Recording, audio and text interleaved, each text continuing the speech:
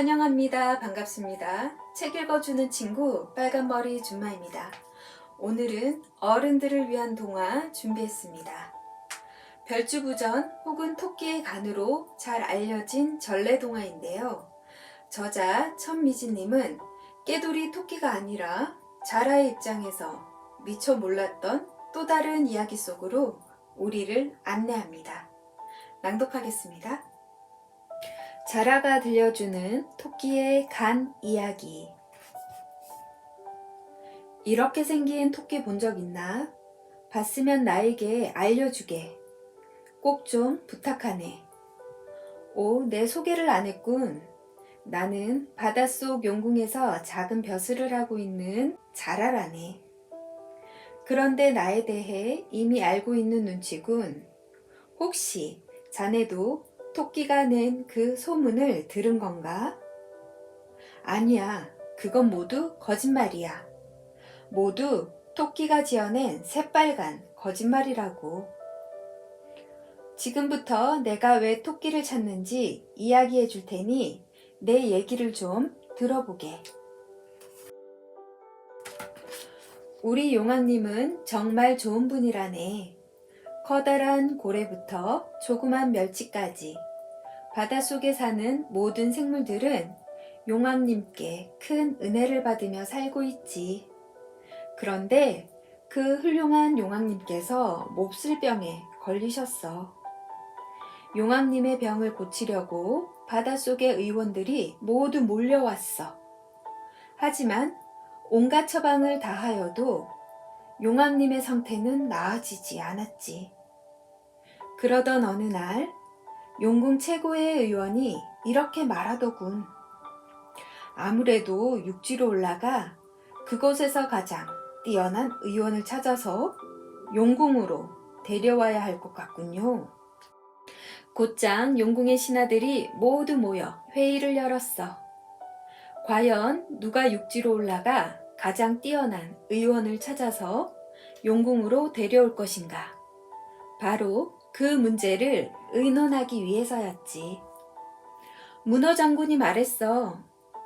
마음 같아서는 내가 당장이라도 육지에 가고 싶지만 그곳에서 나는 숨조차 쉬지 못하니 어쩔 수가 없구려. 그러자 꽃게 장군이 말했어. 육지의 사람들이 나만 보면 작아다가 밥도둑이라며 장에 담가 목소만 용왕님을 위해서라면 내 목숨쯤이야 아깝지 않소. 내가 가겠소. 신하들은 저마다 육지의 의원을 데려오겠노라고 앞다투어 말했어. 모두들 진정하시오. 아무래도 이 일은 내가 맡는 것이 좋을 것 같소. 이 중에서 바다와 육지를 모두 잘 다니는 것은 나뿐이지 않소. 내가 얼른 가서 의원을 데려오리다. 나의 말에 신하들은 모두 잠잠해졌어. 그리고 무척 미안해하는 눈치였지. 걱정할 것 없소. 나에겐 단단한 등딱지도 있지 않소? 그리하여 내가 육지에서 가장 뛰어난 의원을 찾아 먼 길을 떠나게 되었지. 그런데 막상 육지에 올라오니 참 막막하더군. 대체 어디 가서 가장 뛰어난 의원을 찾을까? 나는 이곳저곳을 헤매며 만나는 이들을 모두 붙들고 물어보았어. 육지에서 가장 뛰어난 의원을 아오? 나는 육지에서 가장 뛰어난 의원을 찾고 있소. 하지만 아무도 뛰어난 의원이 어디에 있는지 알지 못했어. 답답하게 시간만 자꾸 흘러갔지. 잠시도 쉴 틈이 없었지만 너무나 지쳐버린 나는 나무 그늘 아래 털썩 주저앉고 말았어. 휴, 대체 육지에서 가장 뛰어난 의원을 어디서 찾는담? 내가 힘없이 혼잣말을 하는데 갑자기 토끼가 불쑥 나타나 물었어. 육지에서 가장 뛰어난 의원을 찾나? 그렇다네. 우리 용왕님께서 병이 나셔서 서둘러 의원을 찾아 모셔가야 하네. 그래. 용왕님의 병을 고치고 나면 큰 상을 받겠지? 그럼 바닷속에 진귀한 보물들을 상으로 줄 것이네. 그러자 토끼가 아주 점잖은 말투로 말했어. 용왕님께서 큰 병이 나셨다니 어서 가보아야겠군. 바로 내가 육지에서 가장 뛰어난 의원이라네.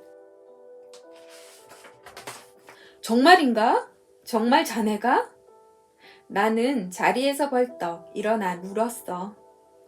그렇다네. 나는 여태 못 고친 병이 없다네. 토끼는 아주 자신만만하게 말했어. 그럼 어서 가서 우리 용왕님의 병을 고쳐주게나. 어허, 급하기는. 잠깐만 기다리게. 내 아주 특별하고 귀한 약재를 가져올 테니. 토끼는 숲속으로 깡총깡총 뛰어가더니 이내 작은 보찜을 메고 돌아와 말했어. 자, 가세나. 나는 토끼를 등에 태우고 서둘러 용궁을 향해 갔어. 오호, 저곳이 용궁이구먼. 토끼는 신기한 듯 눈을 동그랗게 뜨고 연신 두리번거렸어. 바닷속에는 이보다 더 아름다운 곳이 많다네. 용왕님의 병이 다 나으시면 내가 모두 구경시켜주겠네. 이윽고 용궁에 다다른 나는 곧장 토끼를 용왕님께 데려갔지. 토끼는 용왕님을 찬찬히 들여다보았어. 이마에 손을 얹어 보기도 하고 배와 가슴을 지그시 눌러보기도 하고 팔과 다리를 이리저리 살펴보았지. 그리고 코 속도, 귀 속도 세심히 살펴보더군. 어서 약을 다릴 준비를 해주게. 토끼가 나에게 몇 가지 약재를 건네주며 말했어. 모두 바닷속에서는 볼 수 없는 신기한 것들 뿐이었지. 처음 보는 것들이군. 이 약재의 이름은 무엇인가? 나는 호기심이 일어 토끼에게 물어보았어. 도라지랑 쓴박이라네. 육지에서도 보기 힘든 아주 귀한 것들이지. 토끼가 어깨를 으쓱이며 말했어. 토끼는 그 약재를 푹 다려서 용왕님께 드렸어. 푹 주무시고 내일 아침에 일어나시면 몸이 한결 가벼우실 거야. 정말인가? 고맙네. 정말 고마워. 토끼의 말이 어찌나 반갑고 든든하던지 나는 토끼의 손을 덥석 잡고 몇 번이나 고맙다고 했어.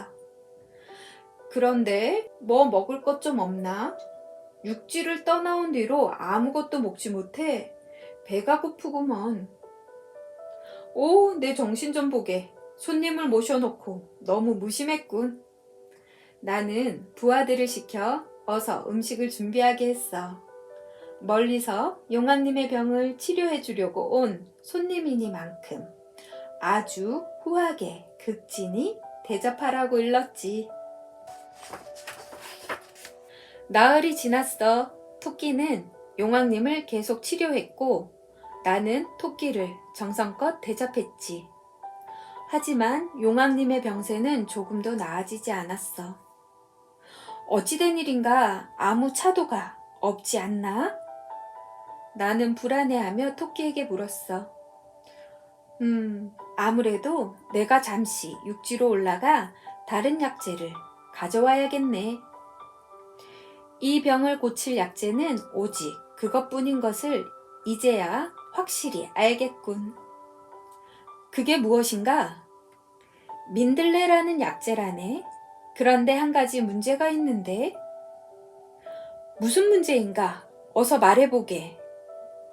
민들레는 아주 비싸다네. 용왕님의 병을 고치는 일인데 비싼 게 무슨 문제가 되겠어. 나는 용궁의 황금과 보석들을 잔뜩 가지고 와서 토끼에게 민들레 값으로 주었어. 그래, 이 정도면 충분할 것 같군. 토끼는 보석을 보찜 가득 담고 다시 육지로 올라갔지. 육지에 도착하자 토끼가 말했어. 자네는 걸음이 느리니까 여기서 잠시만 기다리게. 내가 얼른 민들레를 구해서 다시 오겠네. 알았네. 그럼 서둘러 주게. 토끼는 깡총깡총 뛰어 숲속으로 사라졌어. 나는 우두커니 서서 토끼가 돌아오기를 기다렸지. 그런데 한참이 지나도 토끼가 돌아오지 않았어. 해가 지고 깜깜한 밤이 되도록 토끼는 돌아오지 않았지. 다시 날이 밝았어. 마침 숲속에서 여우가 나오기에 나는 얼른 다가가 물었어. 혹시 토끼 못 보았나? 아주 귀한 약재인 민들레를 구한다고 가서는 아직도 돌아오지 않고 있는데. 뭐? 산에나 들에나 흔해 빠진 민들레가 귀하다고? 여우는 어이가 없다는 듯이 되물었어. 여우의 말에 나는 가슴이 철렁 내려앉았지. 그럼 혹시 도라지나 쓴바귀는 귀한 약재인가? 나는 마음을 졸이며 다시 한번 물었어. 그것들도 아주 흔한 것이지. 자네, 토끼에게 뭔가 속은 게 아니야? 쯧쯧, 안 됐구먼. 여우는 고개를 절레절레 흔들며 가버렸어. 다행히 우리 용왕님은 하늘이 도왔는지 병세가 차차 나아지셨어. 하지만 지금도 꾸준히 의원들에게 치료를 받고 계시지. 나는 그 천하의 사기꾼을 꼭 잡아서 용궁으로 데려갈 거야. 육지 이곳저곳에 토끼를 찾는다는 글도 써붙였지. 그런데 얼마 전 나는 기가 막힌 소문을 들었어. 가여운 토끼가 못된 자라에게 속아 용궁에 갔다가 간을 빼앗길 뻔했는데 겨우겨우 달아나 목숨을 구했다는 거야. 토끼가 퍼뜨린 말도 안 되는 거짓말을 모두 철석같이 믿더군. 허참, 내가 어찌나 어이가 없던지. 반드시 토끼를 잡아서 아주 혼쭐을 내줄 거야.